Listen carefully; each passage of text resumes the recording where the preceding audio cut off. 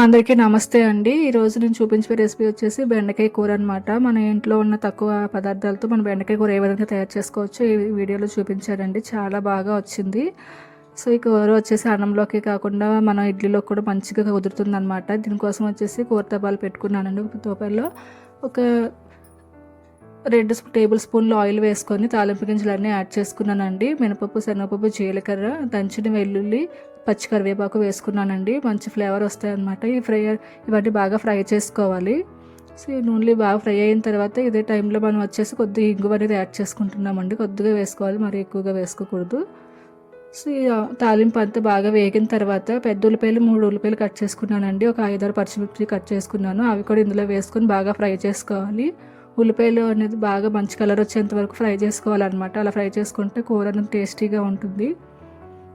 ఈ బెండకాయ కూర అనేది మనం పులుపు కూడా యాడ్ చేస్తామండి. ఇది చల్లారిన కూడా టేస్ట్ అనేది మారదనమాట. మన బాక్సెస్లో కూడా మన పట్టుకెళ్ళి చాలా బాగుంటుంది.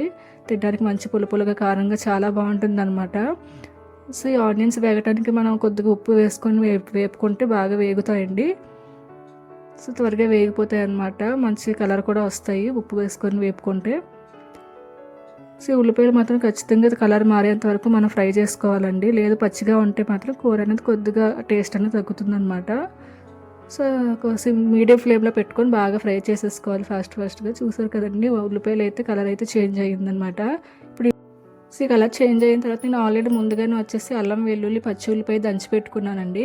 అది కూడా ఇందులో వేసేసుకొని పచ్చివాసన పోయేంత వరకు మనం ఫ్రై చేసుకోవాలన్నమాట. అలా ఫ్రై చేసుకున్నప్పుడు అయితే పచ్చివాసన రాకుండా ఉంటుంది.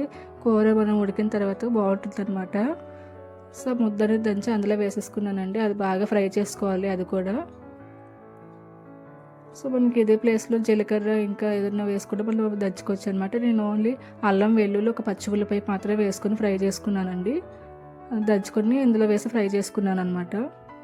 సో మీరు మిక్సీలో ఉంటే మిక్సీలో కూడా వేసేసుకొని గ్రైండ్ చేసుకోవచ్చు. ఇప్పుడు అదంతా బాగా ఫ్రై అయిన తర్వాత నేను 1/2 కిలో బెండకాయలు మీడియం సైజులో కట్ చేసుకున్నానండి. అవి వచ్చేసి ఇందులో వేసేసుకున్నాను. సో వేసేసుకొని ఇది మొత్తం కింద తాలింపు అంతా మొత్తం కలబెట్టాలన్నమాట. మొత్తం అంతా కింద నుంచి పై వరకు తీస్తూ కలుపుకోవాలి. అప్పుడే కింద ఉన్న మసాలా, ఉల్లిపాయలు అవన్నీ పైకి వస్తాయి అనమాట. ముక్కలకి బాగా పడతాయి అనమాట. సో బాగా కలిపేసుకోవాలి. మీకు ఇలాగా ఇబ్బందిగా అనిపిస్తే మనం అటు ఇటు పట్టుకొని ఇలా కుదుపునట్టు చేసినా సరే మొత్తం అంతా నార్మల్గా వచ్చేస్తాయి. మీకు ఎలా అలవాటు ఉంటే అలా చేసుకోండి. సో ఇప్పుడు వచ్చేసి 1 టీ స్పూన్ అనేది పసుపు వేసుకున్నానండి కొద్దిగా. సో మనం ఆల్రెడీ లాస్ట్ వీడియోలో చూపించానండి మసాలా పొడి ఎలా రెడీ చేయాలో. ఇది వెజ్ కర్రీస్లో కానీ సాంబార్లో కానీ ఎట్లయినా పొడి బాగుంటుంది. అది వచ్చేసి 1 టీ స్పూన్ వేసుకున్నాను. 2 టమాటో పెద్దవి కట్ చేసి వేసుకున్నాను అనమాట. మంచి బాగా పండిన పళ్ళు అయితే ఇంకొకరికి ఇంకా మంచి రుచి, మంచి కలర్ కూడా ఇస్తాయండి. సో ఇప్పుడు కావాల్సిన ఉప్పు, తగినంత కారం కూడా వేసేసుకున్నాను అనమాట. ఇక్కడ వచ్చేసి మీరు తగినంత కారం మీకు మీ రుచికి తగ్గట్టు మీరు ఎంత కారం తింటారో అంత వేసుకోండి. వేసుకొని మూత పెట్టేసుకొని కలపకుండా మూత పెట్టేయాలండి. కలిపారంటే అదంతా అలా మూత పెట్టిన వెంటనే మాడిపోతుంది. సో కలపకుండా అలా మూత పెట్టేసి ఒక 3-4 నిమిషాలు అనేది మగ్గించుకోవాలి. ఆ ఉల్లిపాయ, టమాటీలు మొక్కల నుంచి అన్ని వాటర్ అంతా కింద దిగి బాగా ఉడుకుతాయి అనమాట. సో చూసారు కదండి, బెండకాయలు, టమాటోలు అన్నీ మెత్తగా ఉడికిపోయాయి అనమాట. మనం ఒకసారి కలిగి పెట్టేసుకోవాలి మళ్ళీ. సో మనం ఆల్రెడీ కారం అవన్నీ పైన ఉంచాం కదండి, అవన్నీ కలిసేటట్టు మొత్తం కలిపేసుకోవాలన్నమాట. ఎప్పుడైనా మనం పసుపు కానీ లేదంటే ఇంకా కారం కానీ వేసేసి మసాలా పొడులు వేసేసి మనం ఫ్రై చేసుకుని మూత పెట్టామనుకోండి అంత మాడిపోతుంది. సో ఎప్పుడు అలా చేయకూడదండి. సో అందుకే నేను పైన వేసేసి పచ్చివాసన కూడా పోతుంది అనమాట. కారం పైన వేసి అలా మూత పెట్టి మగ్గించుకోవడం వల్ల. సో ఈ టిప్ అయితే చాలామందికి యూజ్ అవుతుందని అనుకుంటున్నాను. సో ఇప్పుడైతే చింతపండు పులుపు అనేది తీసుకున్నామండి. ఈ పులుపు బాగా కొంచెం వాటర్ ఎక్కువగా వేసి తక్కువ పులుపు ఉన్నట్టు తీసుకున్నాను అనమాట. నేను టమాటాలు యాడ్ చేశాను కాబట్టి. సో పులుపు మొత్తం వేసేసుకొని మనకి ఎంత గ్రేవీ కావాలనుకుంటే అంత పులుపు అనేది తీసి వేసుకోవచ్చు.